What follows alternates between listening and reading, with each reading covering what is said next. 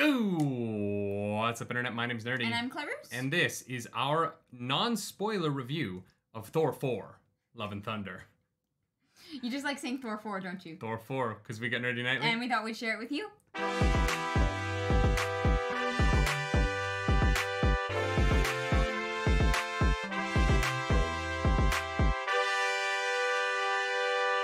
That is right. I want to start saying Thor 4 instead of Foreshore. Yeah, Thor 4. Yeah, Thor 4. When I was streaming literally the other day, I was like, yeah, we're going to see Thor 4 on Thursday. And I was like, I literally can't. You can catch that stream live over at twitch.tv/ClarisPolaris. Nailed it. Or you can subscribe here to watch me stream, Tuesdays and Thursdays, 11 a.m. But we are not here to talk about streams, except I'm going to bring up one more, because Saturday morning, 11 a.m. here on youtube.com/nerdynightly, we're going to do a live spoiler chat for Thor 4. Yes. But we won't be talking any spoilers about the movie today. No, we'll save it for that. Spoiler free. So if you haven't seen it yet and you're thinking to yourself, hey, do I want to go see Thor this weekend? Yeah. If you're looking at the Rotten Tomatoes score and you're going 69, seems nice, funny.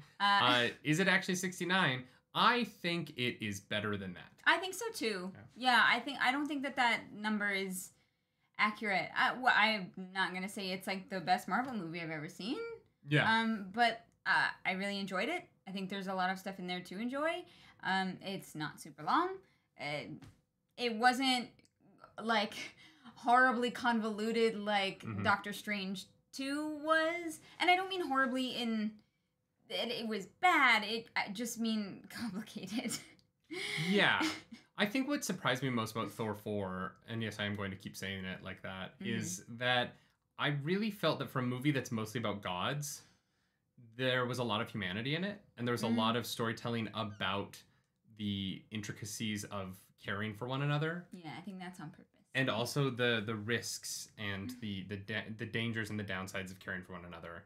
And it's about trauma and pain in a way that I didn't really expect. No, me neither. Especially going into it. Like, the opening scene is so much darker than you would expect from coming out of Ragnarok. Because I think this movie is not as funny as Ragnarok. No.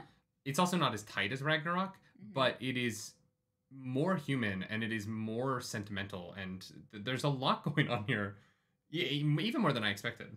Yeah, but it definitely wasn't what I expected from the trailers. I thought it would be more like Ragnarok, more funny, more quippy, and there were, obviously it had its jokes. It was very funny at times, but it had more variety, I think. Russell Crowe's Zeus is very funny. I really enjoyed him. Okay. Well, I don't know. Yeah, I thought it was funny. Is that a spoiler? He's in the trailer. He's in all of the trailers. I was gonna say you literally see him in the trailer, so I feel like it's not a spoiler. I thought it was very funny. I liked his bit. It is fun. Gladiator is one of my favorite movies of all time, and so to see him on the other side of the relationship that he has in Gladiator, I thought, like, nostalgically that was very fun. And the portrayal of his version of Zeus was so unexpected to me that I enjoyed it a lot. It was not what I thought it was going to be going into it, and so no, I was super here for it. I actually really liked him. Okay. You did not? Nah, I didn't love it. You can say that. You don't have to spare my feelings. No, I don't want to talk about it obviously too in depth. So I'm not gonna say anything specifics because you go see it and have your own opinions about it. I thought it was fine. What didn't work for you about the movie? About the movie? Yeah. Because we've said nice things, but like I think we would both agree it's not like a 10 out of 10. So what didn't work? Yeah. Okay. For this movie in particular, I'm having a hard time putting my finger on it. Okay. It, like you said, it just wasn't quite as tight. It just wasn't like... I don't know. I don't know exactly why. Because there was stuff that I did really like about it. And so I'm kind of sitting here and wondering, I'm like, I might have to save that for the spoiler chat. Like, I might need some time to, I guess, think about it. Maybe. But I'm not 100% sure. What didn't you like about it? I felt like there was definitely some... I felt like there was some bloat, honestly. There was some fat that I think could have been trimmed off of the film. Yeah. I would have liked for Valkyrie to have been given a little bit more. They kind of Valkyrie it's hinted at what the next story for Valkyrie is, but we didn't really get I think a very satisfying conclusion for her in this film. No. And I would have liked that. I actually really loved everything about Thor and Jane, the two Thors. Oh yeah. I thought that was all handled beautifully. I really loved everything going on with Mjolnir. No spoilers. It's in the movie. It's awesome. It's very funny. There's a lot of weapons in the movie, which is very fun. Yeah. And the talk around that's really good. But yeah, no, I definitely think it could have been a little bit tighter, and that's kind of it. Like, for the most part, I was very moved by this film. Yeah, I know this is also in the trailer, so it's not a spoiler. But the Guardians of the Galaxy bit, I didn't understand why it was there. I think that attributes to the bloat, even though I know you said you liked. I liked it. That it was leaving off from where they all were last. I think, honestly, it was kind of unnecessary. And the way that the trailers made it seem, I thought that they were going to be in a lot more of the movie. They're like barely above cameo status. Yeah. And so I didn't, I don't know, it kind of threw me off. I didn't love that. And yeah, I also didn't love Russell Crowe's Zeus personally, but that's just me. Yeah, I think overall, it's good. Yeah. It's a fun movie. It's good. You know what we haven't talked about? The villain? Yeah. Yeah. I was just going to say. Batman is in the film. What? Batman.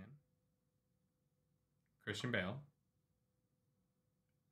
Oh. Was Batman. For a long time. Yeah. Wait, did you forget that he was Batman?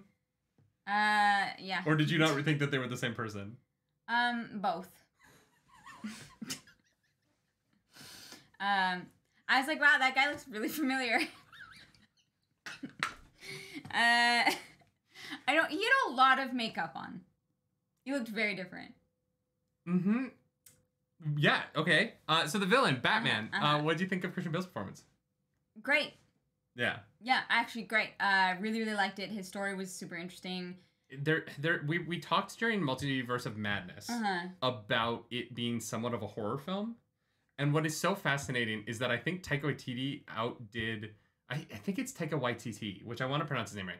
I think he outdid Sam Raimi in terms of horror. I think that there are a couple of moments in this film that are... Like, I would love to see a Taika Waititi horror movie now.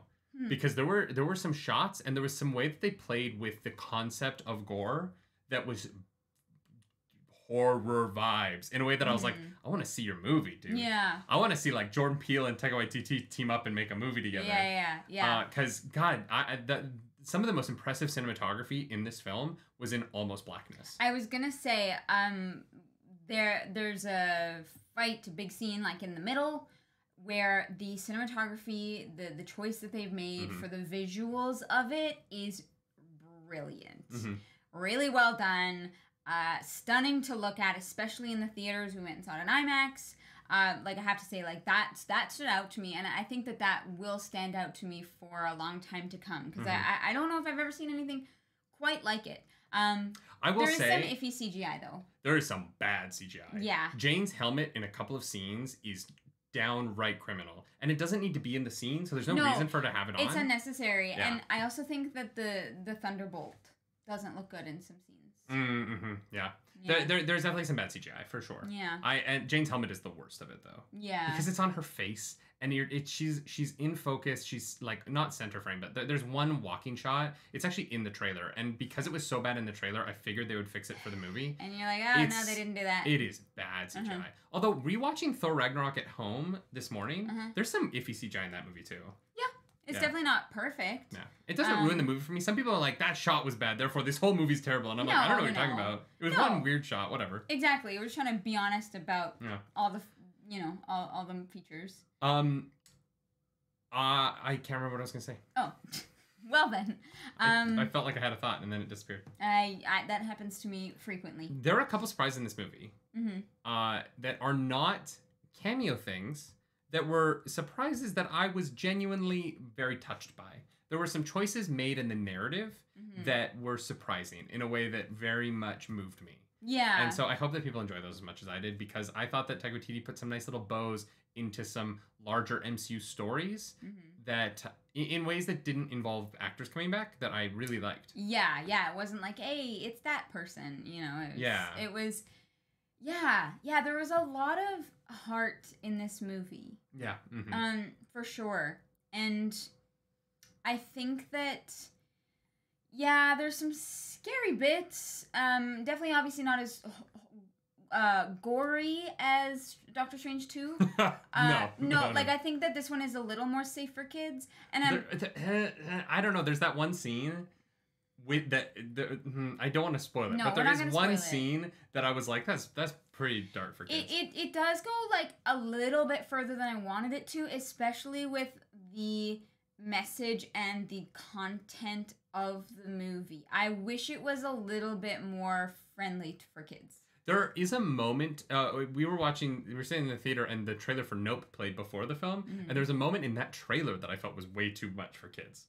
Yeah. I was surprised that trailer moment played before a Marvel movie. Yeah, it was just interesting. Yeah. Although the line of what is and isn't for kids nowadays is so blurry to me that like I don't even know. Yeah, in our day it was, I think, more of a like black and white kind of thing, and now it's like, well, it's kind of whatever because you're exposed to the internet and you can find anything. Well, I think it's pendulumed, right? Like I feel like when I was really young, it was whatever. Especially right before I was born, right? Like Goonies, or like there's an F-bomb in the 80s Transformers movie. Like kids stuff used to be way darker. And then like through the 90s, through like the Disneyfication of like kids entertainment, it like swooped way the other way. And now I feel like we're like regressing into like there's a lot of very violent stuff for kids these days. Yeah. And there's more like there's more people taking advantage of the one F-bomb in PG-13 movies, and more people taking advantage of the like one boob in PG-13 movies. Yeah, it's like a thing that they make a thing out of it. Yeah, and so I don't know, that was definitely an interesting part. I think this movie, I wouldn't take anyone younger than like 10 to this probably. Yeah, I think that's fair. There's a couple of moments. Christian Bale is so dedicated in his performance that he is frightening. Yeah. He's definitely one of the scarier Marvel villains in that like I genuinely was like, oh, I would not want to meet you. I'm good. I would go out for a drink with Thanos.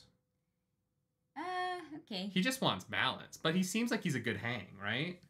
Like, Gore is not a good hang. That's true, yes. Yeah. Definitely not about that. Neither was Hela. Taika Waititi, he creates villains villains. Are scary just in the way they, like, exist. Yeah. Beyond their actions. They're just like, you're like, no. Yeah, I'm good. I'm good, thank you. Yeah. Is there anything we missed before we leave this off and come back on Saturday morning at 11 a.m. for a live spoiler chat with you all, where we will get into all of it, including that post-credits scene? There was the costuming was interesting to me. Okay. Because there were some choices that I was kind of like, question mark, why? But then they paid off later, especially with the cinematography of it. No spoilers, but like it made sense, and I was like, "Oh, that's very cool." I see what you're saying. Yes. So no spoilers, but yes. Yeah. So at first I was kind of like, I don't know if I like this, and then I was like, "Oh yes, props to the costume designers because it worked. It worked very well." Yeah. I will say I've never loved anyone more than I love Tessa Thompson. So just give her a Valkyrie movie. Put it out there. It'll make $1 billion. She's so good. Yeah, she's so good. Yeah, I adored her so much in this movie. Honestly, like, and I wish she had more. I wish she had more in it. I would love to see. Maybe she'll get her own Disney Plus show. You know. No, give her a solo movie. Yeah. Oh yeah. Because her stuff is so big that it would be tough to pare it down. True, and if it didn't look good, it would look like. Also, I'm glad her horse made it into the film. Yeah, me too. If you like this video, like and subscribe to the channel. Go see Thor 4. It's a good movie. Yeah. It's fun. Definitely recommend it. It looks great on the big screen. So if you're looking to go see a movie, like, this should be a top contender for you. Yeah, and if you want to follow us around the internet, you can do that. I'm at Nerdy Nightly. I'm at Claris Polaris. And as always, y'all, go watch Thor 4 tonight. Yeah. And do something nerdy. Bye.